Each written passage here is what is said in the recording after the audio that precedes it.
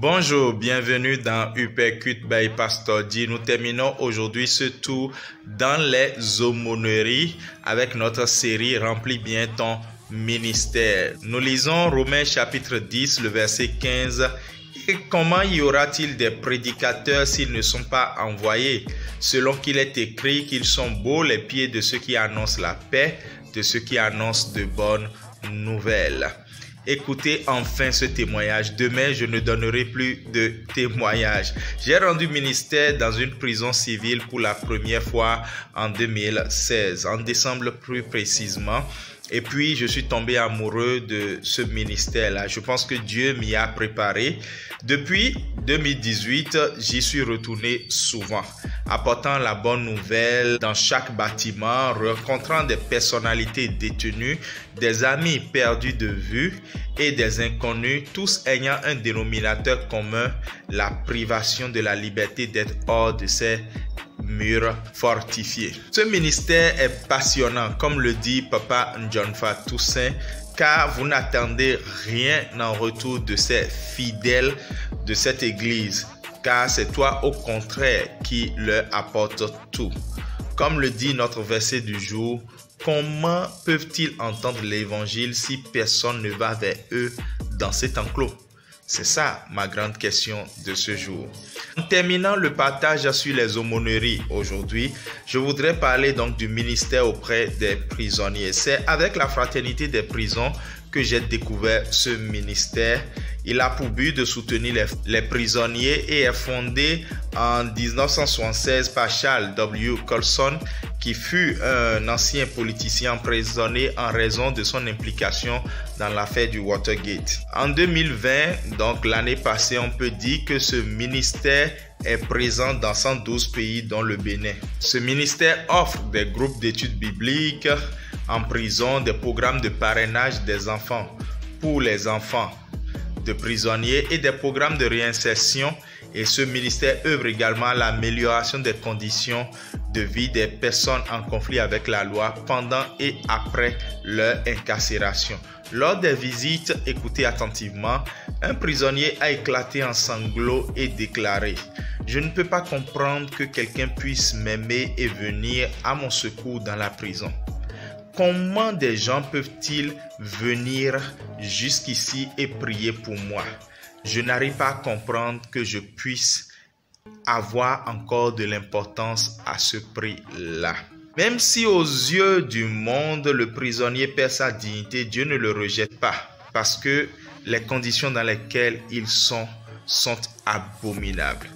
Dans les prisons, il y a l'homosexualité. Vous voyez ça souvent dans les films. Et dans les prisons, il y a également la faim. Et parfois, des prisonniers sont obligés de donner leur corps pour pouvoir manger. Des personnes avec une foi très profonde sont sorties des prisons. À quoi ça sert d'être libre de ces mouvements quand on est prisonnier à l'intérieur de soi-même, si on n'a pas la paix du cœur? Des personnes qui sont sorties de la prison ont bouleversé positivement le monde.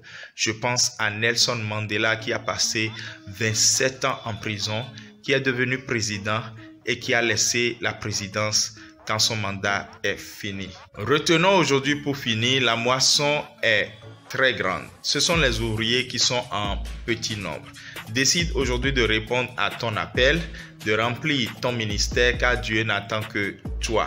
Avec cette série, plusieurs se rendent compte aujourd'hui que le champ est déjà mûr pour la moisson. Or, le fils ou la fille qui dort pendant la moisson fait honte à son père. C'est la saison du réveil, c'est la saison de la grande moisson avant le retour du Seigneur. Nous prions donc que nos cœurs soient sensibles à l'appel que le Maître a lancé par rapport aux aumôneries, donc par rapport au ministère méconnu. Nous prions que toi qui nous suis, tu puisses accepter cet appel qui est le tien depuis longtemps et que tu puisses remplir convenablement ton ministère au nom de Jésus. Nous nous séparons toujours aujourd'hui avec un temps de proclamation à ADS Shaddai Place to Be, toujours by Pastor G. Shalom et à demain pour quelque chose d'extraordinaire. Toujours dans cette série, remplis bien ton ministère. Tu vas dire Seigneur, Tu as dit les semailles vont prospérer. La vie rendra son fruit. La terre donnera ses récoltes. Les cieux enverront leur rosée. Et tu me feras jouir de toutes ces choses. Il s'agit de moi, éternel Dieu. Dans cette année de l'aube nouvelle.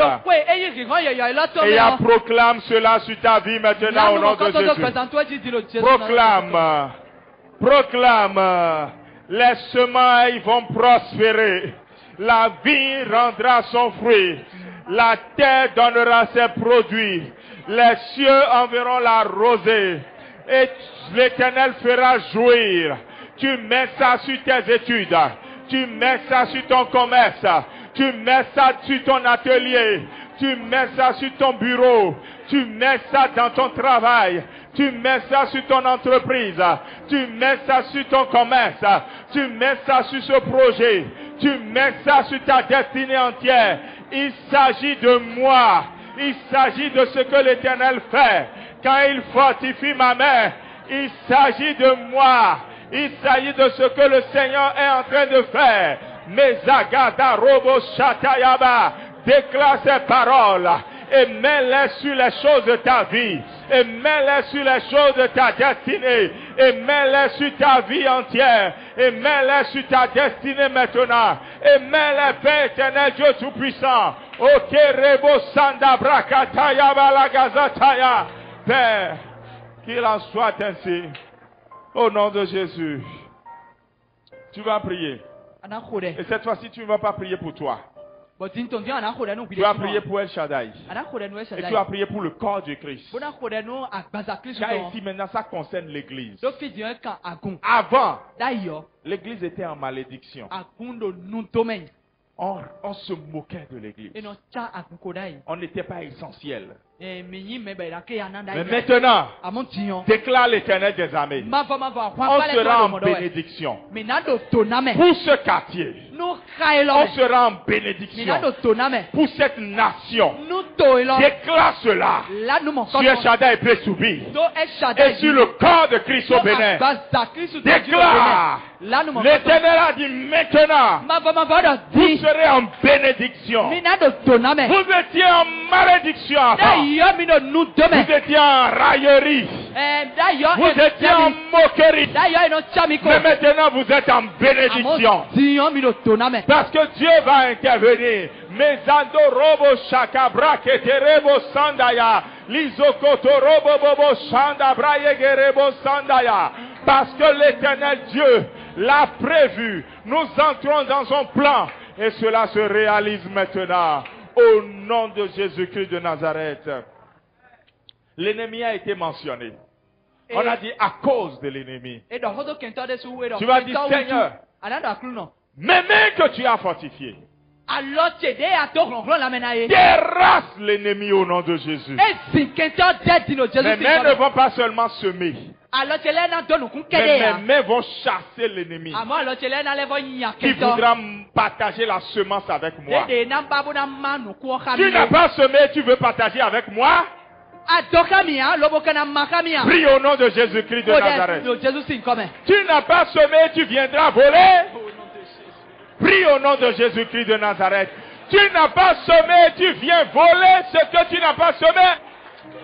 Que tes mains, que l'Éternel a fortifié, chasse l'ennemi au loin maintenant.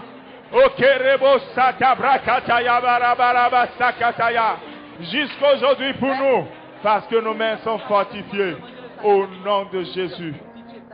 Et tu vas prier. Tu vas dire, Seigneur, mes mains ont semé, mes mains vont moissonner. Je ne vais pas me relâcher. Je vais vivre une année extraordinaire. On moissonne toujours.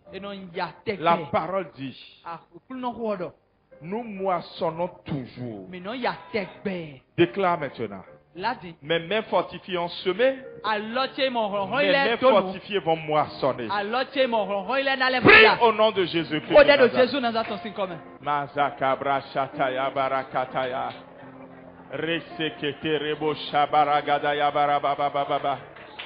Seigneur, voici mes mains. Voici mes mains.